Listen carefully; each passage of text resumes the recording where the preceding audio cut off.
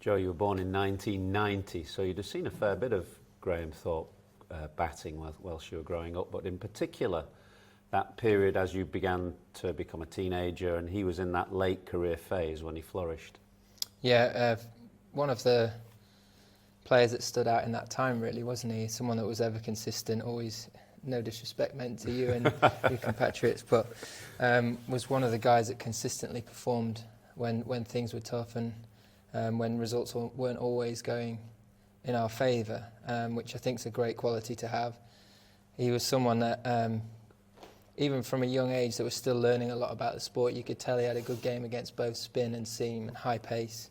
Could play the short ball well. Obviously had success in Sri Lanka against Shane Warne. And was almost like the complete batter. I'm trying to think of a way of describing it. He's almost like a rock star that could sing you a ballad and could rock your socks off at the same time. So one of those players he always looked up to, and I always certainly looked up to and took a lot of inspiration from as a youngster. Were you somebody as a boy, did you go to cricket live very much? Did you see him play live? I did see him play a couple of times. One of the games I went to was at Headingley. I think India batted all day. I think they only lost 1 wicket. So, but yeah, a couple of times managed to see England play, and it was always nice to to watch your heroes live. I think a lot of my interactions with Graham and where his biggest influences came on me was as a coach and when he started the second phase of his career. I was going to say his legacy is twofold, really. Obviously, as a brilliant batter who played 100 tests for England, but then as a coach who brought through a fantastic group of young men. When, in that particular part of his career as a coach, when did you meet him for the first time and start talking about batting? First time I came across him was in a second team game at Stamford Bridge against Surrey.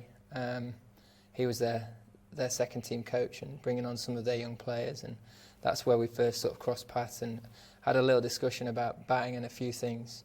It was quite surreal at that time getting to meet someone of his stature and talking about the game, and I think it was a year or so later, before I'd even scored a first-class 100, he was involved in the England Lions setup, and he pushed really hard for me to be involved in that team.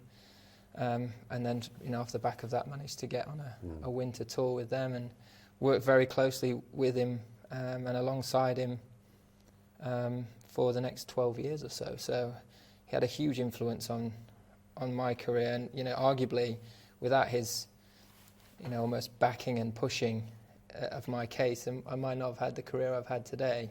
And clearly the work that he put in throughout that 10-12 year period, he worked tirelessly at just good conversations about batting, talking about areas I needed to improve on, good honest conversations, but not just with me, but you look at that crop of players that came through that time, and those guys that were on that first tour of mine, likes of Johnny Bairstow, Jason Roy, Joss Butler, James Vince, some guys, Sam Billings, guys that have gone on and played a lot of international cricket, done extremely well around the world in domestic cricket as well, gone on to win World Cups, Ashes.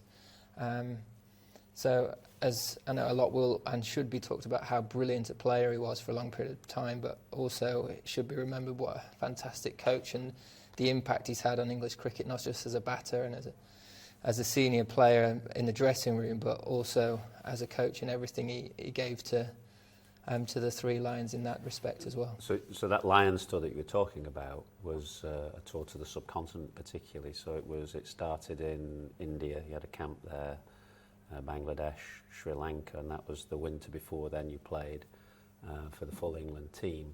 So it would have been a spin dominated winter. He himself was a brilliant player of spin. And you pretty much, to my mind at least, looked the finished article when you first came into the England team in Nagpur. So how important was that particular winter in broadening your horizons, for one, as a young man, and also, an ability to perhaps improve against spin, which would not necessarily, growing up at Headingley and in Leeds, be the main thing? Yeah, I think one thing that was great was he gave you exposure to the conditions, which, those tours are all about, but it was then giving you options and giving you the opportunity to fail and learn and experiment and find different ways of how you're going to counter different conditions, different types of bowlers in those conditions. And I guess giving you that freedom to explore it all and then bringing it back into a way that suits your own game. He had a really good way of doing that, which wasn't one way of coaching. You know, it didn't just, everyone has to do it this way. The way that he spoke to Johnny would be different to me and to Joss and to J. Roy. There were certain fundamentals that he was big on. Can you get really close to the ball, get far away from it? But they're all things that were huge in my development in that area of my game and have paid massive dividends further down the line. And, you know, a lot of the scores that I've got over the years in the subcontinent have been down to those basics that I learned from that very first tour with him. And do you think the fact that he'd been through the ups and downs himself, I mean, you know, well-documented struggles with mental health, but also ups and downs as a player, do you think that helps a coach who've been through those kind of issues and therefore they can empathise with the ups and downs that all players, even the ones as good as you, go through inevitably?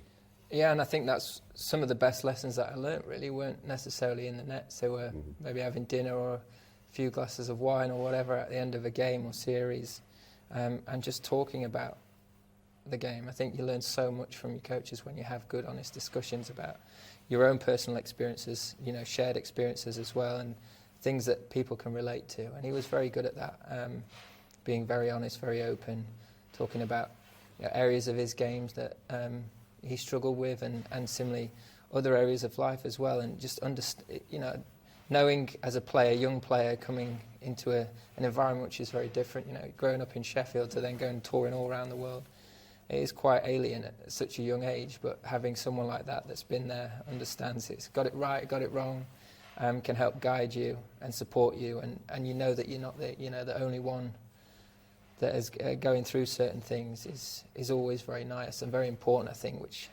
can sort of get overlooked. I think it's quite a special coach that can have that kind of relationship with players, and it was certainly one that I managed to have with Graham. And this is the first Test match since his passing, an opportunity for everybody to pay their respects, but in particular this team, who many of whom were in the Ashes of 2020 under your captaincy and when he was there as a key man. Yeah, and a long time before that as well. For as I say, the influence he had on so many of this current team.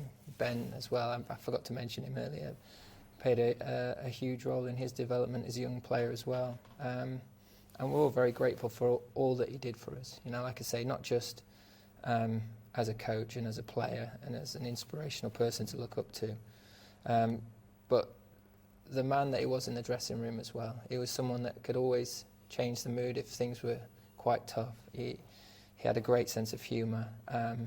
He could make difficult situations seem a lot easier, and was always great fun to be around, whether it be in and around training or away from the game. And it's something that I'm really going to miss.